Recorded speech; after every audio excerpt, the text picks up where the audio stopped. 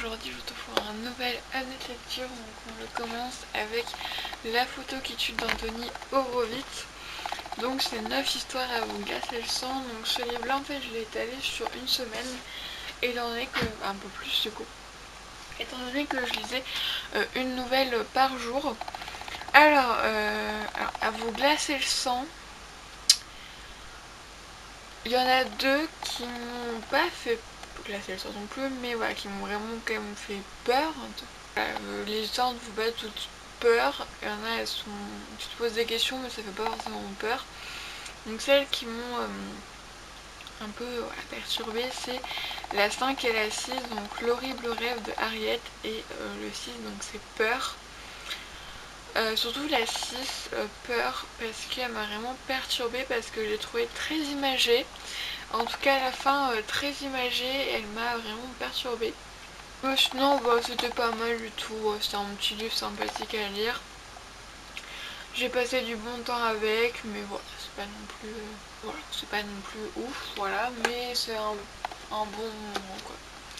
Et ensuite donc je vais enchaîner donc avec Riverdale Death of a Cheerleader, donc le tome 4, la saga Riverdale. Là après-demain, quand je suis un peu, c'est ma rentrée, et du coup j'aurai moins de temps de lire, et surtout je pense que j'aurai pas envie de me prendre la tête, donc ça je pense que ce sera pas mal.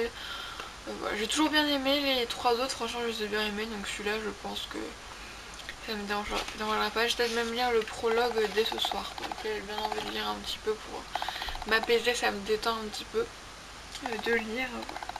Donc voilà, je vous laisse avec la suite, donc ça sera sur ça. Et après je pense que je vais lire mes BD de Les Misérables que j'ai acheté à Nausée il y a quelques temps. Je pense, mais après je sais pas quand ça sera du coup. Hello, donc je vous retrouve pour la suite de l'update lecture, ou un nouveau, je sais pas trop, donc je suis pas trop à jour dans mes montages. Mais j'ai fini Riverdale Death of a Cheerleader. Death, pardon, parce que Death c'est pas ça. Je vais vous dire la même chose que pour les trois autres livres, ce sont des bons livres, on passe à un bon moment. Vraiment, voilà, c'est un bon moment je trouve. C'est pas de la grande littérature, mais on passe un bon moment. Donc du coup, dans ce livre, nous avons deux situations opposées, mais qui se rejoignent, parce qu'il y a une grande tempête à Riverdale. Vraiment une tempête vraiment horrible, avec plein de pluie, plein de vent, des orages, des coupures de courant. Vraiment la tempête de feu quoi, vraiment genre la tempête en béton. Et en fait, il y a donc Betty, Véronica, Cheryl, donc en soit les Vixens, qui vont dans un camping pour un week-end pour histoire de serrer un peu les liens entre les filles. Et en fait, il y a deux autres équipes de cheerleading, voilà, qui sont présents au camp. Et en fait, il va se passer plein d'événements assez spéciaux qui va finir par, par quand même une fin tragique, voilà, qui aurait pu être encore plus, mais elle est quand même tragique. Et ensuite nous avons donc Archie, Jughead, les serpents, les poisons, tout ça, qui vont speakiser de Véronica pour faire une soirée poker, sauf que forcément ça va pas se passer une soirée poker tout simple. Voilà. Alors je trouve que l'histoire des filles est beaucoup plus intéressante que celle des garçons, parce que moi en soi celle des garçons, en fait voilà, c'est, je sais pas, ça pourrait très bien être dans la série, parce qu'en fait ça fait vraiment juste la série, je sais pas, je trouve que ça apportait pas grand chose. D'ailleurs je pense que l'auteur a fait exprès, parce qu'en soi on parle beaucoup plus de l'histoire des filles que celle des garçons, parce que l'histoire des filles est vraiment très intéressante. J'ai beaucoup aimé les dénouements finaux et j'ai été vraiment surprise, parce que je m'y attendais pas du tout. Voilà, au départ je trouve qu'ils avaient parlé d'un truc paranormal, il a un petit peu commencé... C'était au début de la saison 4 ou 3. Vous avez commencé un peu à faire un peu du paranormal, mais du surréaliste plutôt, parce que c'était pas... Voilà, mais... Donc non, c'est pas ça, voilà. Mais voilà, ce livre était quand même très sympa, puis ça se lit très rapidement. Je suis pas du tout déçue vraiment de cette saga Riverdale, et à chaque fois je rachète toujours le nouveau tome. Donc voilà, ça n'a pas manqué, et voilà, j'ai beaucoup aimé. Ensuite donc je vais lire un livre que vous n'avez même pas vu dans un haul, et que vous verrez pas encore tout de suite tellement j'étais rapide à le mettre pour lire. Bon, même si en ce moment je suis beaucoup en train de lire ça, donc pour mon code de la route, voilà, ça prend beaucoup de temps. Je vais lire donc de Jules Ferry La lettre aux instituteurs. Donc c'est un truc qui est très très court parce qu'en fait même le livre en tant que tel ne fait le discours, l'essai, je sais pas comment, voilà, ne fait de Jules Ferry ne fait que 13, non plus que ça, ne fait que 16 pages, donc voilà, et on a une préface de Daniel Pénac qui fait quelques petites pages. Ouais, c'est un livre donc ma mère a eu chez Noz pour 50 centimes, voilà. Ouais, c'est un livre que hier je lui ai dit que je voulais l'acheter parce que ma prof de littérature nous en parlait, et vu que je veux devenir institutrice, voilà, voilà, je me disais que c'était de circonstances.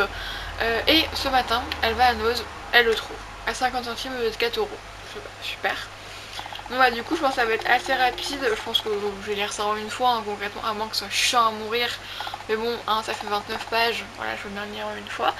Donc je vous retrouverai très rapidement pour vous parler de ça, parce que bah c'est quand même quelque chose qui est très important. Donc Jules Ferry, hein, une personne qui a vraiment révolutionné l'éducation. Donc pour ceux qui ne sauraient pas, donc Jules Ferry est connu pour avoir révolutionné l'éducation, vu qu'il a fait donc les lois Jules Ferry. Donc c'est-à-dire de rendre l'école obligatoire, gratuite et laïque. Donc vraiment quelque chose qui a vraiment révolutionné l'éducation. Parce qu'avant déjà c'était payant, donc il n'y avait que les enfants de riches qui pouvaient y aller. Obligatoire, du coup il ne pouvait pas obliger les gens, vu que dès que c'est payant tu peux pas obliger les gens à le faire. Et ensuite donc laïque, parce que du coup c'est vrai que avant des fois c'était des prêtres ou des précepteurs ça, qui faisaient l'éducation. Et du coup c'était beaucoup basé sur la Bible et voilà, il y a il y a quand même beaucoup d'autres choses autres que la Bible qui sont quand même intéressantes à apprendre. Donc du coup je me suis dit vraiment que ça pouvait être très intéressant pour moi de lire ça. Pour la petite culture personnelle en plus. Des recommandations justement aux instituteurs qui ce métier donc a été beaucoup démocratisé parce que forcément si tous les enfants devaient aller à l'école, il devait y avoir beaucoup plus de professeurs qu'avant. Donc voilà, je pense que c'était un peu pour mettre un peu les aider à bien gérer tout ça. Désolée, il y a des travaux dans ma rue. Et voilà, donc bref, du coup, voilà. Je vous laisse avec la suite de la vidéo. Hello, alors je vous retrouve, nous sommes à peu près 1 heure plus tard. J'ai été prendre ma douche entre temps, comme vous pouvez voir, avec mes cheveux. Parce que en fait j'ai déjà lu. Voilà. Donc Jules Ferry, lettre aux instituteurs. Et aussi la préface de Daniel Pénac. Et en fait, les deux parties sont très intéressantes, très instructives. Pourtant, moi, souvent les préfaces, même comment on appelle à la fin, il y a épilogue, mais oui, c'est épilogue, oui.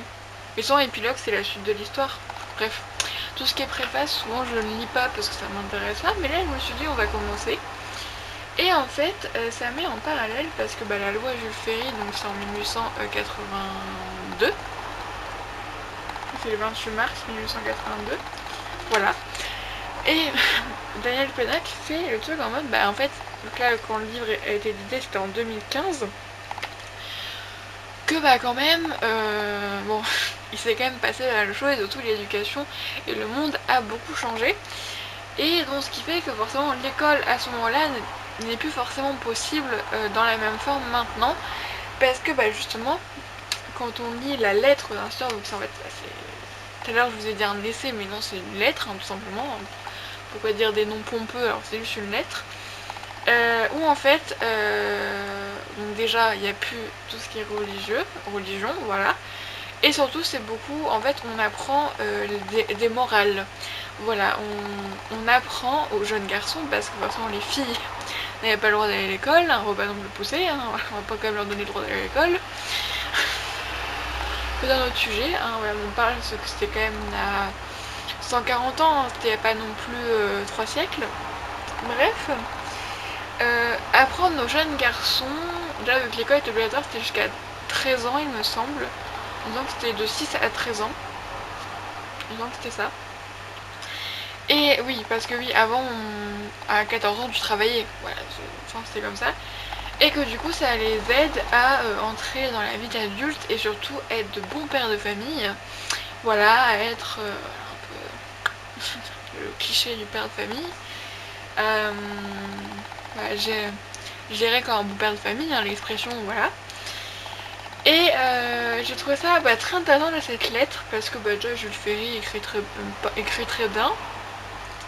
Et j'ai beaucoup aimé de voir à quel point, parce qu'à ce moment-là en fait les gens pensaient que ça, pas que c'était inutile mais un peu quand même, parce que déjà tous ceux qui étaient, que leurs parents étaient agriculteurs, tout ça, de 6 à 13 ans, avant ils travaillaient avec eux, ils les aidaient, là ils doivent aller à l'école, donc déjà c'est quand même, voilà, hein, pour certains, le travail, on avait lu, c'est la classe, non, c'est la classe d'Annie Arnaud, j'ai lu un extrait justement en cours de littérature, où son père dit que travailler c'est avec ses mains et non avec sa tête. Donc voilà, c'est déjà quelque chose qui a révolutionné tout ça, parce que maintenant, quelqu'un qui ne va pas à l'école, qui ne reçoit pas d'instruction, parce que l'éducation, question scolaire et éducation dans la famille, c'est pas la même chose. Voilà, c'est quand même très rare, c'est illégal déjà.